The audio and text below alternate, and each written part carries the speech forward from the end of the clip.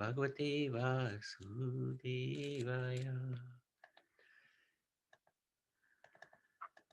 Okay, so Hare Krishna, dear devotees. Thank you very much for joining us today. I'd like to seek your good wishes and your blessings so that we can remember this glorious Acharya, Ramanuja Acharya, who disappeared on this day, thousands of years ago, actually. So, little bit we covered yesterday when we talked about Madhvacharya, but it's good to just go through it again, but we'll do it in a little different way, with a different angle today.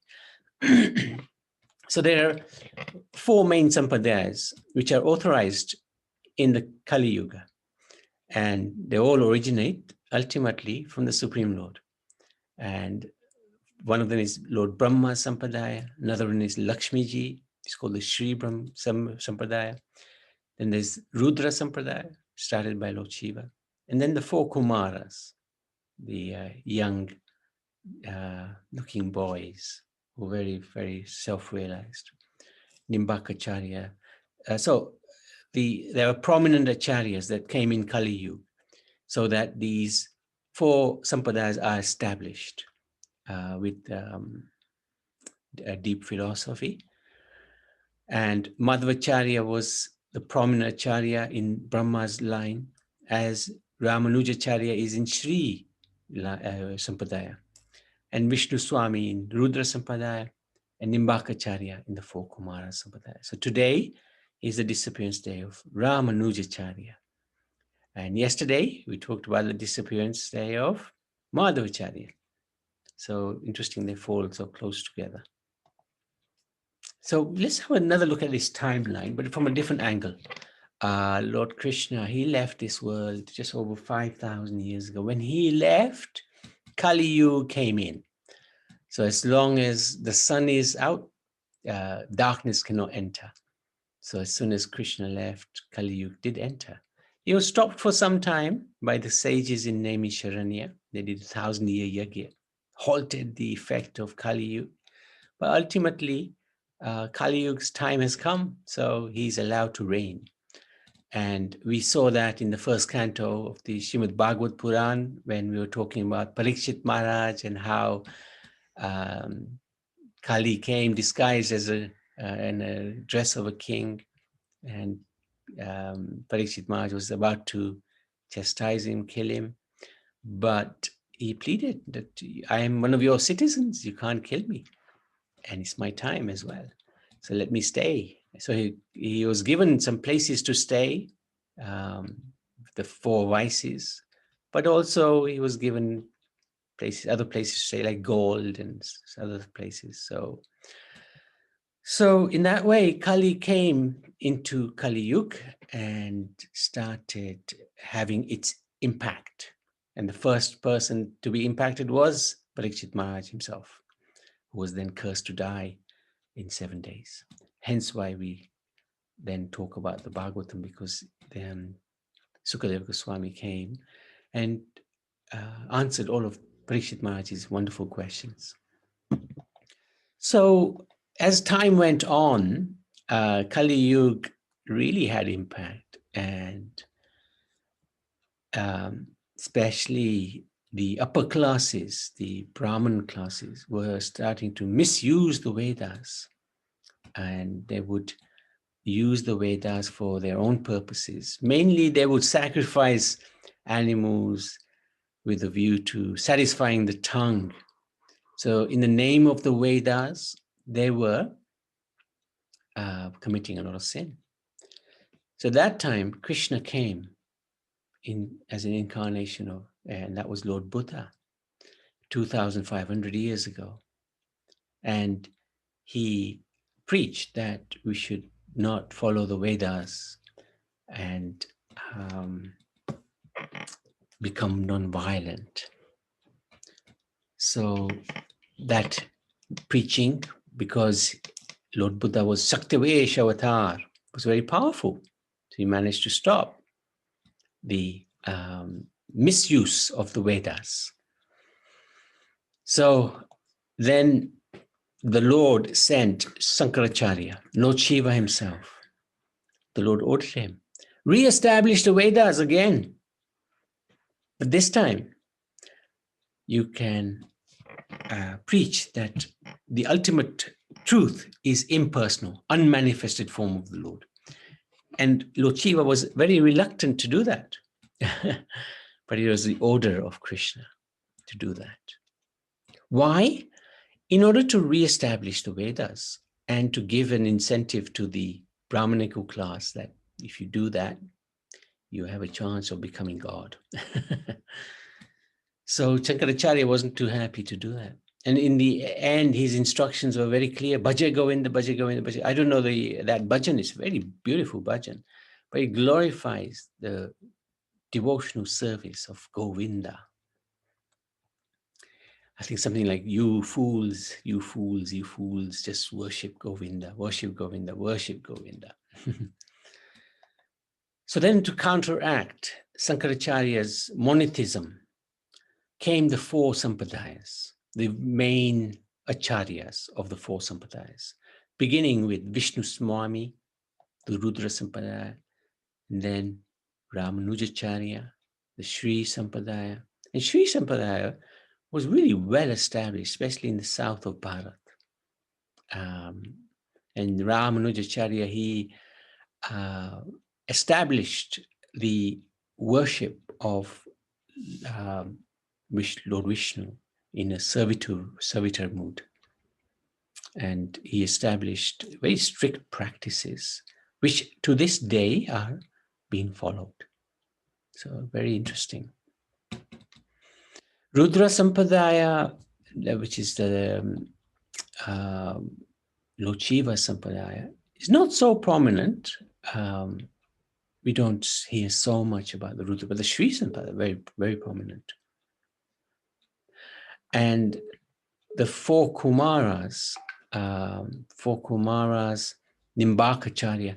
This is again quite prominent, and especially in the Vrindavan area. You see many temples are run by the followers of Nimbakacharya. They wear a different type of tilak, but they have also their Ishdev as Radha and Krishna. And then came Brahma Sampradaya, Madhavacharya, which is the sort of line that we follow. Chaitanya, when he appeared in the 1500 AD, he actually combined the teachings of all of these four Sampradayas. He wanted to unite the Vaishnava tradition. He brought actually all four together, but the principal teachings came from Madhvacharya's line. Then, of course, Srila Prabhupada came and distributed the message of Chaitanya throughout the whole world. When Chaitanya Mahaprabhu came, he also took initiation into Brahma Sampradaya. And now it's known as the Brahma Madhav Gaudiya Sampradaya. At least we know it as that. And Chaitanya Mahaprabhu, as we know, is the Supreme Personality of Godhead himself. And the fact that he's taken initiation in this Sampradaya says a lot about the power and effect of this Sampradaya. So we're very fortunate, and we have to make the most of this fortune that we possess somehow. So we went through this yesterday, and I wasn't planning to really go through this in any detail. Just a bit of an overview, the Rudra, four Kumars, Sri, Brahma, and then the Gaudiya Sampradaya. So I suppose what we can do is just look at the Gaudiya one and how it relates to the others. Chaitanya Mahaprabhu's, if you like, the head of it, and the worshipful deity is Krishna. Later on, Radha and Krishna became worshipful deities. And the philosophy combines actually all of these into one, which is Achintya Bede Tattva. Oneness and inconceivability at the same time. So oneness and difference at the same time, which is very inconceivable for us. So we're one with God, but we're not God. That's oneness and difference at the same time. And it's very inconceivable, very difficult to understand. So this is how Chaitanya Mahaprabhu encapsulated all the four philosophies into one. And another beauty of the Gaudiya philosophy is that it includes all the different rasas, all the different moods that one can relate to the Lord with. So it can be neutral, servant, friendship, parental, conjugal. Not just those five, but also you can relate within those five in completeness. In completeness. So what does that mean? Here, for example, the Sampradaya, they also have a mood of friendship or conjugal love, as does the four Kumaras.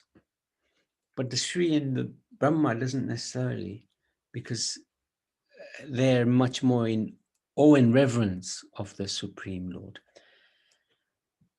However, even within the four Kumaras and the Rudra Sampradayas, it's the friendship and the conjugal pastimes, and even the parental pastimes, are not as close, not as intimate, if you like, as within the Gaudiya Sampradaya. So, for example, in this Sampradaya, the mood of Yashoda is very prominent, where she's running after the Lord with a stick, and is famously known as Damodar. But you wouldn't necessarily get the same level of intimacy within the other Sampradayas. And the same goes with friendship. The friendship that Arjun had with Krishna was different from the friendship that Madhumangal, for example, had with Krishna. They were both on the level of friendship, but the intimacy was different. The intimacy that Madhumangal had with Krishna was very close, as opposed to Arjun, which was close, but not as close as Madhumangal's. So that sort of gives a little idea. Are there any questions on this at all? It isn't easy to understand. It isn't easy to accept either. But is there anybody who'd like to ask anything about this? Okay. Let's have a look at, so Ramanuja Acharya. He was born around about 1,000 years ago. And I think it was recently that his 1,000th year was celebrated. I'm not sure, about 3 years ago. I thought it was more closer than that. Anyway, Ramanuja's family belonged to the caste of Vadam Smarta Brahmanas, who were formal Vedic scholars. So the tradition was followed. This is in the south of Bharat. Ramanuja's parents, Keshavacharya and Bhudevi, prayed to the Lord for a special soul who will glorify Shri Vishnu. The Lord answered their prayers, and Lakshman, the first expansion of the Lord, appeared as Ramanuja, younger brother of Ram. Anuj means younger brother. So he's an incarnation of Lakshman. So very, very powerful. Ramanuja was married at the age of 16. After his marriage, his father passed away. The family moved to Kanchipuram. Kanchipuram is actually a place of learning. Great temple is there. Huge temple, beautiful temple. I don't know if anybody's been there. I think Indulekha Mataji may have been there. But very beautiful. Oh, Riyansh, you've been there? Yeah, Yes, Prabhuji. Prabhuji. Hare Krishna, Prabhuji. Yes, I went there, but I don't remember Ramanuja Acharya Samadhi there. I don't remember. Yes. Yeah, it's very beautiful place. Yeah. Yeah. Haribol. Yeah, we've been as well. A couple of Okay, years good. ago, we went. The deity that is lying down. What's the name of the deity? They put him to rest for, I think, 30 or 40 years. Mataji, is it Padmanabha Swami?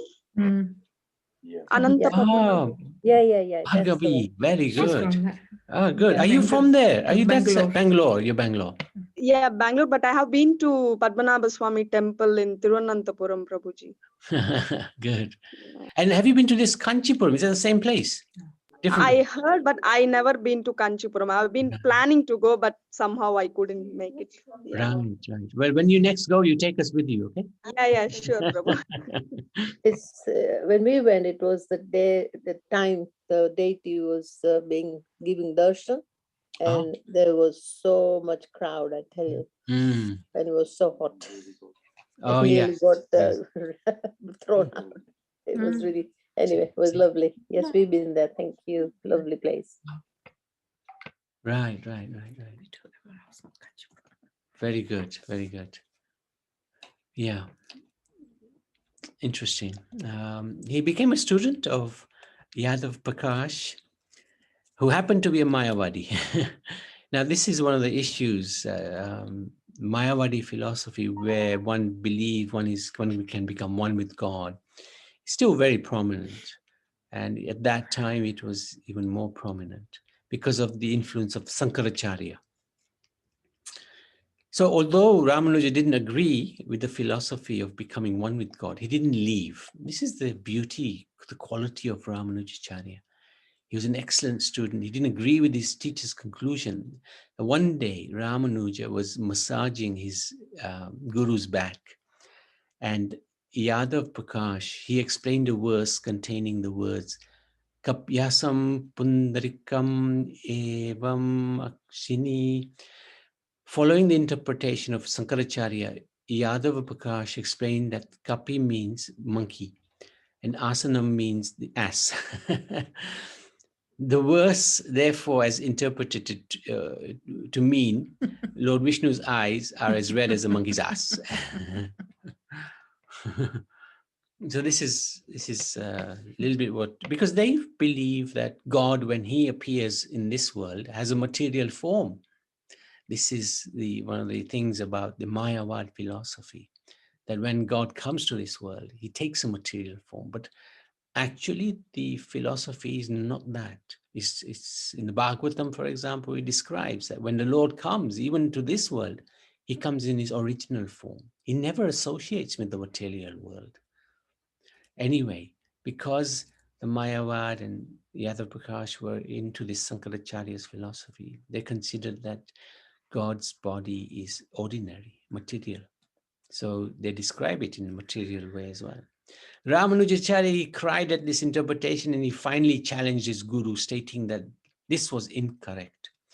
Ramanuja explained that Kapyasam means lotus, which sits upon the water and flourishes by drinking. So the meaning of the verse is that the lotus eyes of Vishnu are as beautiful as the red lotus, which blossoms in the water. So you can tell the difference between a devotee and one who is not interested in the form of the Lord. So Yadav Prakash was defeated by his disciple, and then he became very envious of Ramanuja Acharya. He decided to kill him with his other disciples. They decided to have done with him. The plot failed. Ramanuja's cousin Govinda informed him, and he fled. He left the school of Yadav Prakash. His mother then advised him to take guidance from... Oh, yes, Nariman. Yes, Hare Krishna, Prabhuji. Hare Krishna. Why did he take somebody from the Mayavadi as his guru? Why? Because he was a prominent, Yadav Prakash was prominent teacher at that time.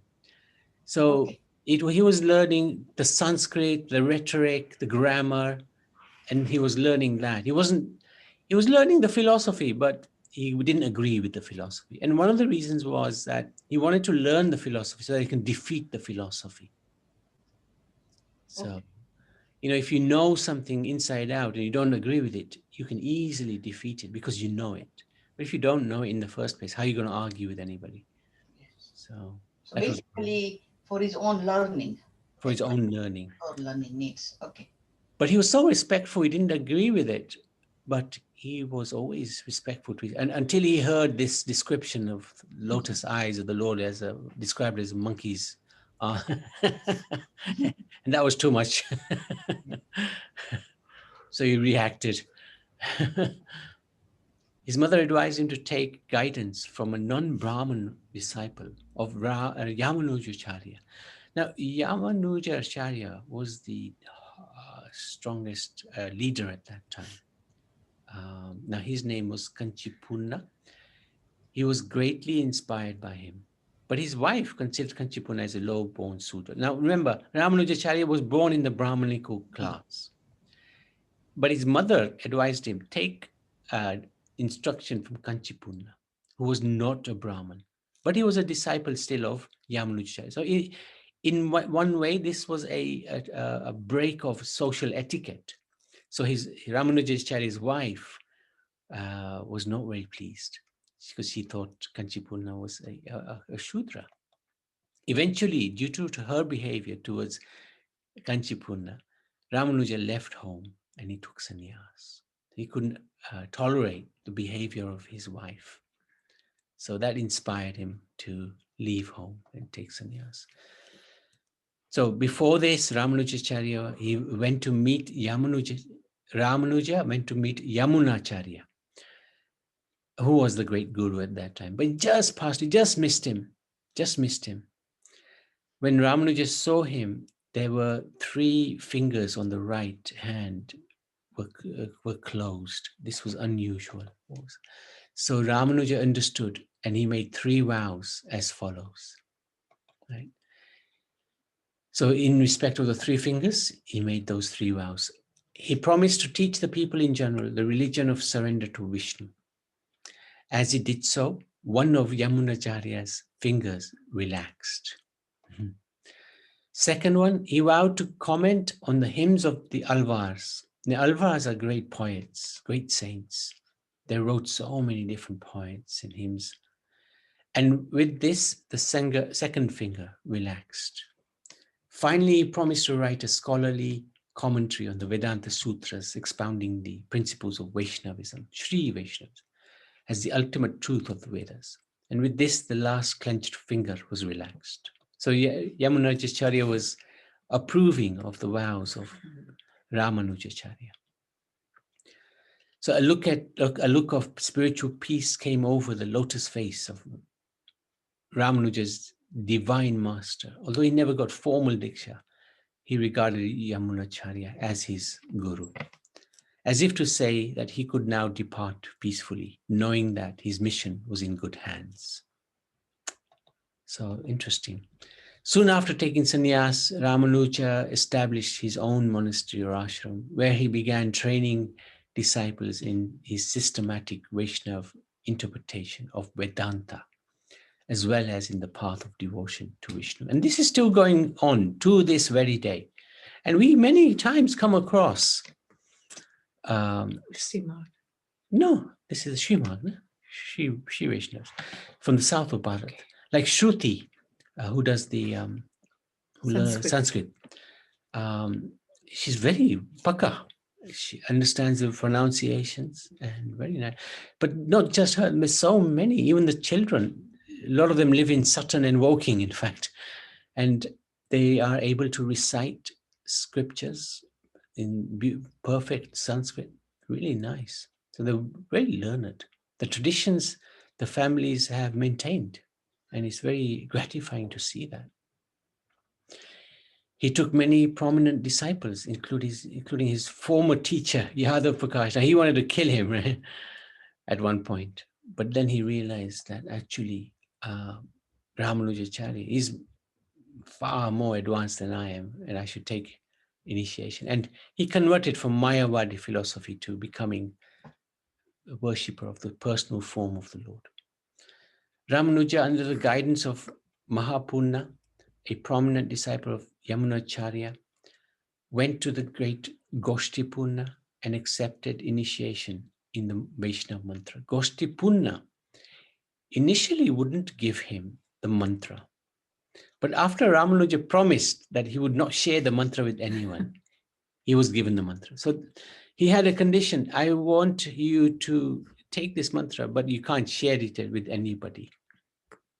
And then Ramanuja Acharya, eventually he promised, yes, okay, I won't tell anybody, I promise you. So when Ramanuja Acharya realized the importance of the mantra, and others begged him for it, he shared it with all. So that's interesting. Goshti Purna became angry and he asked Ramanuja, why did you do this? Why did you share this mantra? It was a secret mantra. Ramanuja explained that if the mantra liberates everyone, then he is happy to go to hell for disobeying the order of the Guru. But if everybody else can go to heaven or to the spiritual world, doesn't matter. I'm happy to go to hell. So when Goshtipurna heard that, he understood that Ramanujacharya is actually a great, great personality. He doesn't care for himself, but he simply is caring for others. What is this mantra? Om Namo Narayanaya. Very famous mantra.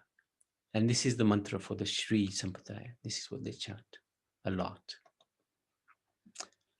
Ramanuja preached far and wide in South Bharat, establishing 74 centers, had thousands of disciples, including 700 sannyasis and 12,000 celibate students. But he showed that some of his householders were very advanced. Examples of, so there's an example of this Grahastha couple, Dhanudhar Das. Now, Dhanurdas, yes. So some of the celibate students were very proud, and the sannyasis were very proud of themselves. So one time, Ramanuja noticed this, and they would look down on Dhanurdas and his wife, being grihasthas. So not so advanced because they're married and they're engaged in normal activities, whereas we are always studying the Vedas and very intelligent, know so many verses. So then Ramanuja saw this and he did two things. So one thing he did, middle of the night, he went around their ashram of the sannyasis and he swapped all the gamchas and the kopins around and the dhotis and whatever. And in the morning, there was a huge hoo-ha. Where's my gamcha? Where's my kopin? Where's my dhoti, etc., etc.? And it was pandemonium. And then Ramanuja explained to them, okay, you got so upset just for few of your belongings, which are worthless, was disturbed or displaced. You got so upset. Now go to Dhanurdas's home and in the middle of the night and take his wife's jewels. And let's see what happens. So they planned this, they went to the home, in the middle of the night, and the wife was sleeping on one side, so they managed to get some of the jewels off her. And then she must have just seen them, and she turned around, and they ran off. But she's pretended to sleep. And then Dhanurdas asked his wife, what happened? She said, these sannyasis, they came. They took the jewels from my ear. And I thought I'll give them the other side as well. She was completely detached. So I turned around and they ran away. And Dhanurdas got really angry with his wife. He said, you have no faith in the Lord? You think you are the doer? You think you had to turn for them to take away the jewels? You should have just left it for the Lord to let them take the jewels. So you can see the elevated position of this couple, householder couple. So then Ramanuja explained to them that they have zero attachment. They have so many possessions, but they're not attached to any of them. You have so little possessions, but you're so attached to them. So in this way, it's a good lesson for us, actually. We have to try to learn to remind ourselves regularly that whatever is in our possession, actually, it belongs to the Lord. It's not ours. We're just looking after it for the Lord. And in that way, we'll be very happy, as they were, as this householder couple. They were always, and then the sannyasis realized how advanced this couple was, far more advanced than they were. There were some pastimes that took place in Jagannath Puri. One time, Ramanuja Acharya, he went to Jagannath Puri, and he was observing the priests in Jagannath Puri doing the puja, and he observed that they're not really sticking to any rules or regulations. In accordance with the Vedas, they're not performing the rituals properly. So he called a meeting. He said to the head priest, tomorrow, let's have a meeting. And I want to teach you the Vedic style of rituals, how you should be doing them. So then everybody was a little apprehensive. The king got involved as well. So they're all dreading this meeting the next morning. Ramanuja never showed up. Jagannath had transported him thousands of miles away.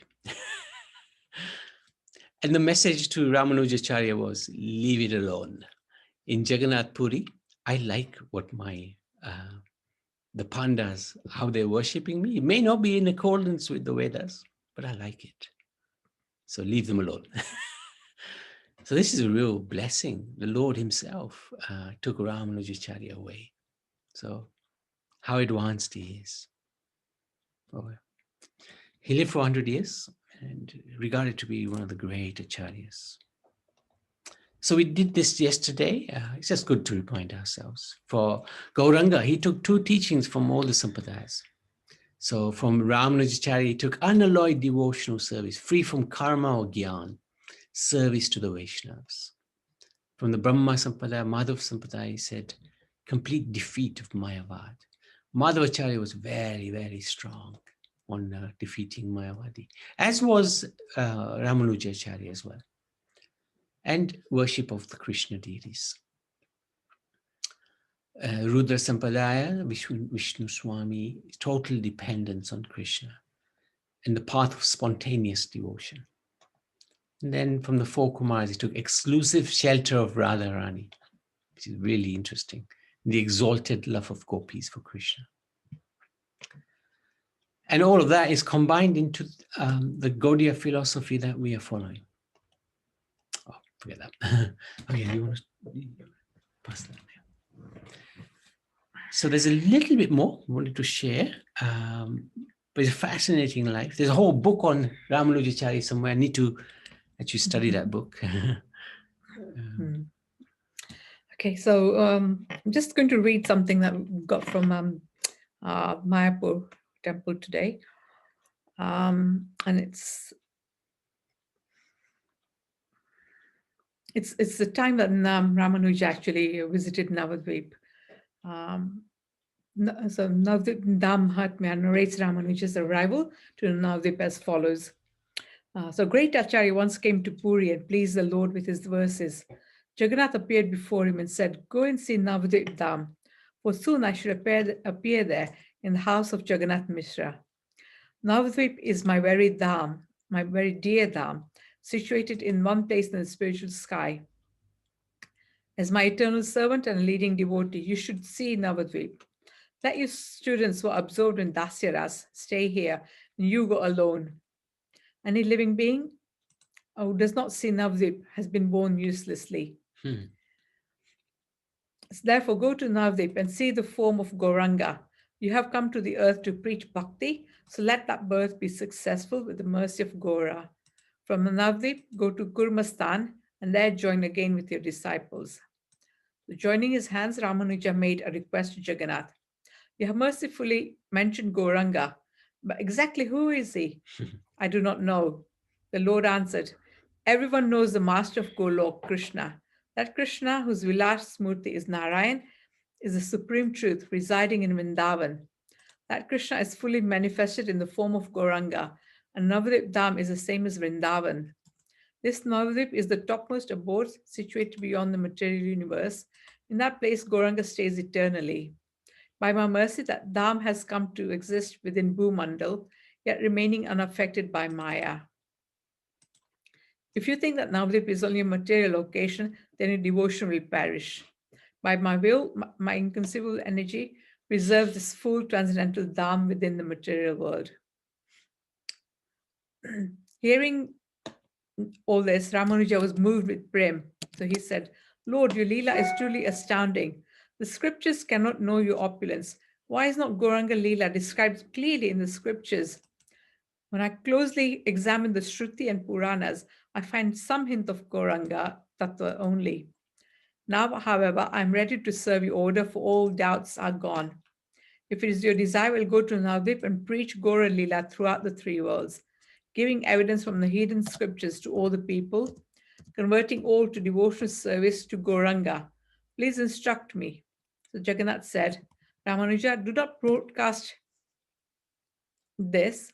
Keep the esoteric Gaura Leela secret. Only after he has finished his Leela will the general public receive it. Preach for me on the level of Dasya Ras, while in your heart worship Gauranga constantly. So taking the advice of Lord Jagannath, Ramanuja strictly went to Navadvip.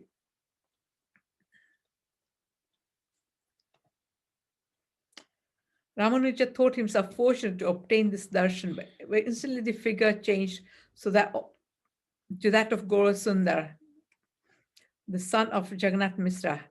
Ramanuja swooned at the brilliance of the form. Gauranga put his lotus feet on his head. Ramanuja recited prayers of praise. I must see Gaura's actual Leela on earth. I can never leave Navadvip. So Gauranga said, your wish will be fulfilled, son of Keshav. When the Nadia Leela will be revealed in the future, you will take birth there again. Gauranga disappeared. So Ramanuja resumed his journey.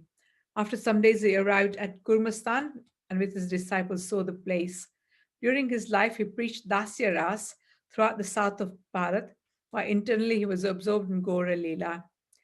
By Gauranga's mercy, he was later born in Navadvip as the devotee Ananta Acharya. He went to Vallabh Acharya's house, where he saw the marriage of Sri Gauranga Mahaprabhu and Lakshmi Priya. And this is the place of Sri Ananta. And the kings of that time introduced Narayan Seva at this time, while many devotees of Lord Narayan were living here on the border of the river Viraja.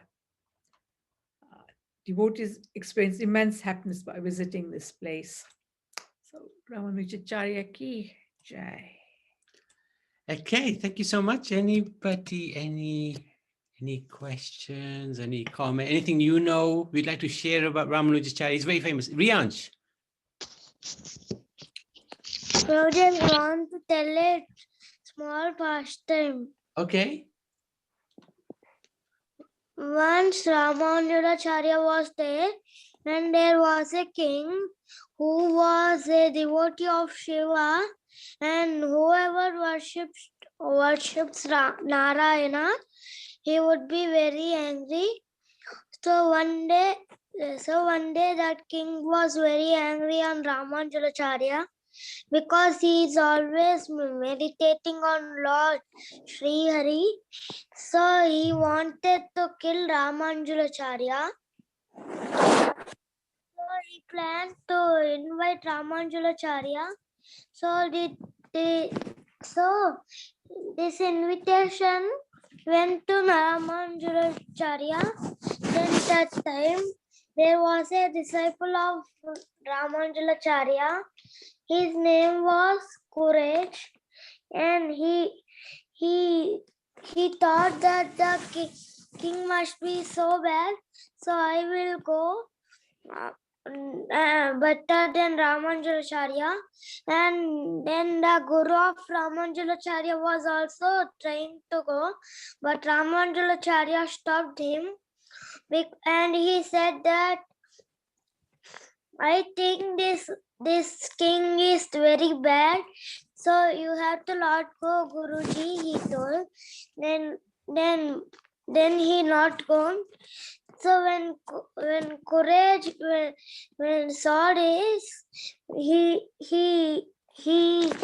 tried to went and he asked Ramanuja Acharya to wear my clothes and remove your clothes and give it to me. And then he changed his costume to Ramanuja Acharya, and Ramanuja Acharya the courage. So that time courage went to the king, and then when courage came, that king was very happy, and there were many brahmanas and scholars who knew the Vedas, so he told them to defeat Ramanuja Acharya.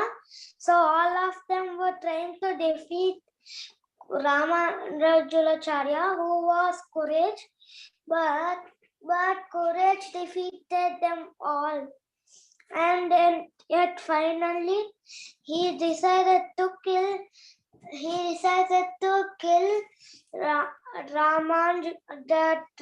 courage, and he remembered something, that one time his daughter was there, so there is a haunted ghost, and he entered into his daughter's body.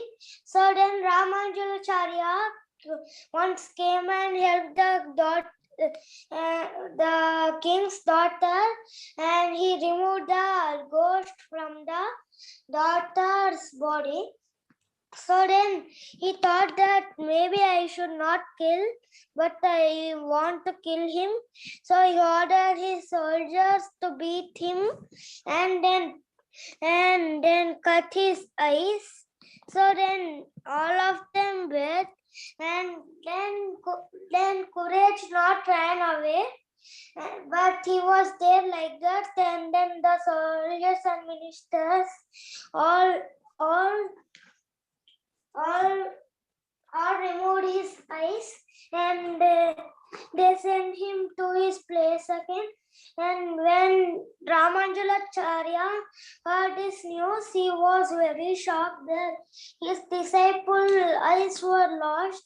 So when courage came there, Ramanuja Acharya told that you have to go to the temple and ask the Lord for your eyes.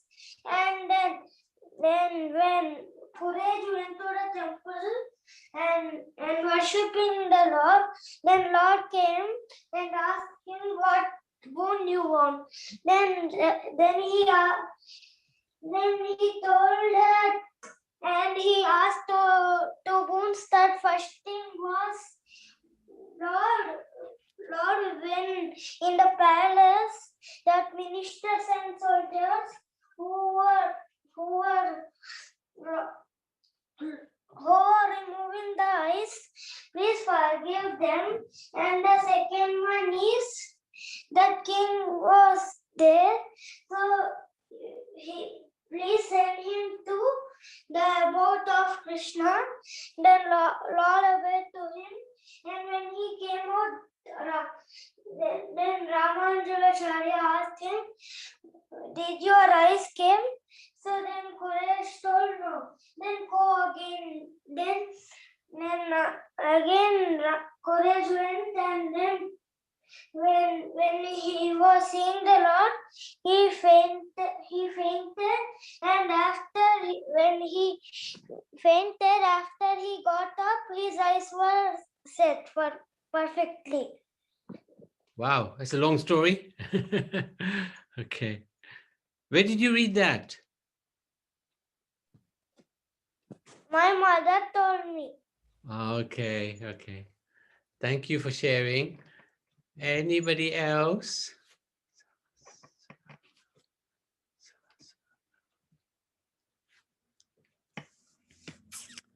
Okay, so let's, so Indulekha Maji, would you like to chant the Nrsimha Kavach? Yeah. Hare Krishna. Yes, Shubh Prabhuji. Okay, 1 second.